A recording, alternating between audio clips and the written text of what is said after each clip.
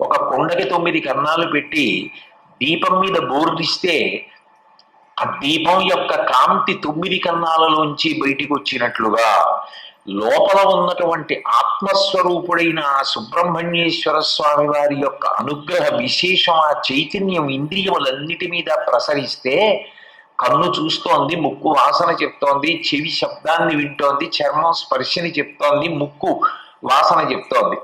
ఇన్ని ఇంద్రియములు పనిచేస్తున్నాయి అంటే లోపల జ్యోతిస్వరూపంగా ఆత్మస్వరూపంగా ప్రకాశిస్తున్నటువంటి సుబ్రహ్మణ్యుడి వలనని. ఆయన లేచి ఉత్తరీయం దులుపుకుని వెళ్ళిపోయాడు అనుకోండి, అప్పటి వరకు శివం శివం అని ఉన్నది శవమ్మై కింద పడిపోతాం. అంటే నిజానికి ఆయన కన్నా దగ్గరగా ఉన్నవాడు లోకంలో ఎక్కడున్నాడు? ఎవరు లేరు. ఆయన కన్నా దూరంగా ఉన్నవాడు ఎవరున్నాడు? ఎవరూ లేడు. ఆయన కన్నా సనాతనుడు, ఆయన కన్నా బాగా వృద్ధుడెవరు?